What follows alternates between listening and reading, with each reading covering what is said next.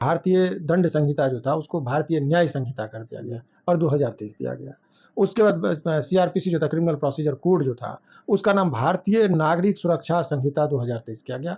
हम लोग 302 में मर्डर को पढ़ते थे, 420 में जो चीटिंग करता है उसको हम लोग पढ़ते थे, उसी तरीके से 376 को दुष्कर्म के मामले में पढ़ते थे, 323 हो गया, 379 चोरी के इत्यादि। अब धाराओं को जोड़ा भी गया है, कुछ धाराओं को घटाया भी गया है। मुश्किल से 30-35 धारा है आईपीसी में जिसमें कुछ शब्द को जोड़े गए हैं या घटाए गए हैं। तो नमस्कार, मैं सुमित कुमार, आप देख रहे हैं चंद्रयान न्यूज। ये देश में 3 नए कानून नियम आए हैं जो कि पूरे देश में एक चर्चा का विषय बना हुआ है। कुछ लोग जो है समर्थन भी कर रहे हैं तो कुछ लोग विरोध भी कर रहे हैं। आज हमसे बात करने के लिए एडवोकेट शिवनंदन भारती जी हैं। जानने का प्रयास करेंगे जो इस नए कानून में क्या क्या बदलाव होने जा रहा है। स्वागत है सर। जी बहुत बहुत शुक्रिया आपका। जी सर, देश में 3 नए कानून नए आए हैं, इसको लेकर लोग जो है विरोध भी कर रहे हैं, समर्थन भी कर रहे हैं।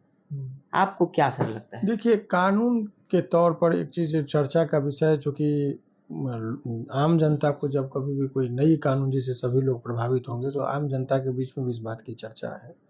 लेकिन आपको जानकारी के लिए बता दें कि ये जो कानून बने हैं, बस पहले तो ये समझिए कि पहले सभी कानून नहीं बदले हैं। क्राइम से संबंधित जो भी कानून थे, 3 पहले कानून का किताब था जो रेगुलेट करता था इन चीज़ों को, जिसमें एक था भारतीय दंड संहिता 1860 में लिखा गया था। जो लिखने वाले थे लॉर्ड मैकले साहब, उनके द्वारा ये ड्राफ्ट किया गया था। दूसरी पुस्तक थी प्रक्रिया से संबंधित कि क्राइम में यदि प्रक्रिया चीज को कैसे फॉलो करना है, तो दंड प्रक्रिया संहिता 1973। और उसके बाद कि साक्ष्य के तौर पर कोर्ट में आप किस चीज को प्रस्तुत करेंगे, साक्ष्य में किसका साक्षिक महत्व होगा नहीं होगा, उसके लिए था भारतीय साक्ष्य अधिनियम 1872। अब ये तीनों पुस्तक का नाम में पहले परिवर्तन किया गया। तो नाम जैसे भारतीय दंड संहिता जो था उसको भारतीय न्याय संहिता कर दिया गया और 2023 दिया गया। उसके बाद सीआरपीसी जो था, क्रिमिनल प्रोसीजर कोड जो था, उसका नाम भारतीय नागरिक सुरक्षा संहिता 2023 किया गया। और साक्ष्य अधिनियम जो था, भारतीय साक्ष्य अधिनियम, उसमें 1872 को हटा के 2023 कर दिया गया। अब ये जो नाम बदल गए, उसके बाद कुछ धाराएं ऐसी थी जो जिसका अंक में जो है सो अंतर किया गया। जैसे पहले हम लोग 302 में मर्डर को पढ़ते थे, 420 में जो चीटिंग करता है उसको हम लोग पढ़ते थे, उसी तरीके से 376 को दुष्कर्म के मामले में पढ़ते थे, 323 हो गया, 379 चोरी के इत्यादि। अब उसके जो पोजीशन है, जो जो अंक जो था उसमें अंतर कर दिया गया। जैसे अब मर्डर होगा तो 302 नहीं, हम लोग 103 कहेंगे तो आपको समझना होगा कि मर्डर की बात कर रहे हैं। अगर यदि हम लोग 379 बात करेंगे तो अब चोरी का मैंने 379 कोई नहीं कह सकता है। जैसे चोरी पहले अब जो होगा तो 303 का सब सेक्शन 2 में चोरी के बारे में पनिशमेंट की बातें कही गई। तो इत्यादि तरीके से मैंने मूल रूप से यही समझी। तो अब रही बात, तो ये तो जो परिवर्तन हुआ है वो। दूसरी बात, समाज में इसके क्या प्रभाव पड़ेंगे, तो आप ये समझिए जिस तरीके से नोटबंदी हुआ था, तो मान लीजिए उस टाइम में 100 रुपये में यदि कोई चीज देता था तो नोट नया आ गया तो इसने उसका मूल्य घट गया या बढ़ गया, वही चीज रहा। 100 रुपये का महत्व जो था वो अभी भी है या जो भी है। तो उसमें भी बहुत सारे लोगों को लग रहा था कि अब इसमें लोग अफवाह बहुत लोगों ने फैलाया कि नोटबंदी में कि इसमें चिप लगे हुए हैं, कोई आप ज़्यादा पैसा रखेंगे तो सैटेलाइट में इसका जाएगा, जिसके बाद पुलिस आएगी और इनकम टैक्स वाला पैसा लेके वहाँ से ये कर जाएगा।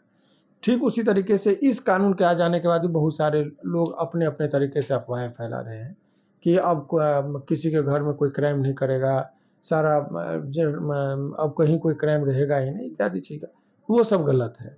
कानून बने हैं, सभी को सम्मान करना चाहिए, लेकिन हर चीज़ का कुछ दोष भी होता है, कुछ अवगुण भी होता है। और समाज में जब कभी भी बदलाव आता है तो इतनी सहजता से लोगों के बीच में स्वीकारता भी नहीं होती है। तो ये जो आपने कहा कि कानून बदल जाने के बाद, तो इस कानून में आप ये चीज़ समझिए कि पुलिस की शक्ति को और मजबूत किया गया है।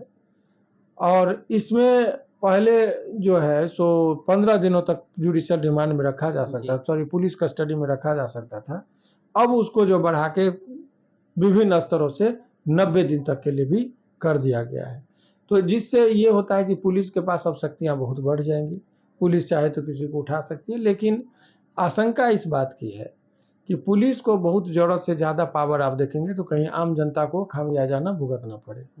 तो पुलिस तो अभी देखते हैं कि जिसको मन हुआ मार दिया। अभी आपने देखा कि मैं सभी पुलिस की बात नहीं कर रहा हूँ, लेकिन कभी-कभी पुलिस अपने शक्ति का ज़रूरत से ज़्यादा इस्तेमाल कर देते हैं।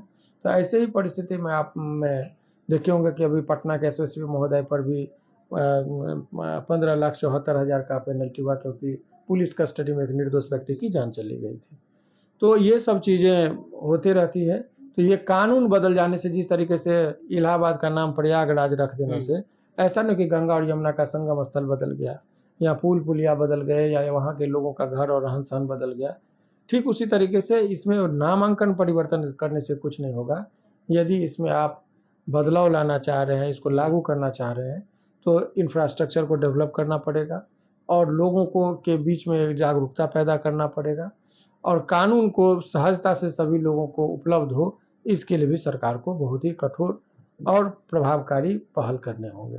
सर, कुछ लोगों का कहना है कि इसमें राजनीतिक मामला है, राजनीतिक के इशारा से किया गया है। देखिए, राजनीतिक का भी जैसे कोई भी, ये बहुत लोग कहते हैं कि जब कुछ बदलाव ही नहीं होता, बदलने की क्या जरूरत है। तो देखिए, आदमी के दिल में जिस तरीके से आपने रामदेव बाबा का जब देखते होंगे तो बोलते हैं चावल तो सभी है, लेकिन वो प्रचार के दौरान कह देते हैं कि पतंजलि राइस सबसे नाइस। लोगों को कह देते हैं कि अभी एक आदिवासी तेल चला है, तो लोग कहते हैं कि आदिवासियों के द्वारा तेल बना है तो जड़ी बूटी से तो बढ़िया बना हुआ, ये इमेज बनाने की बातें होती है। तो उसी तरीके से आप समझिए कि ये देसी टच, अभी तक कह रहे थे कि अंग्रेज के द्वारा बनाया हुआ कानून है, अब कहेंगे कि हमारे द्वारा बनाया हुआ कानून है।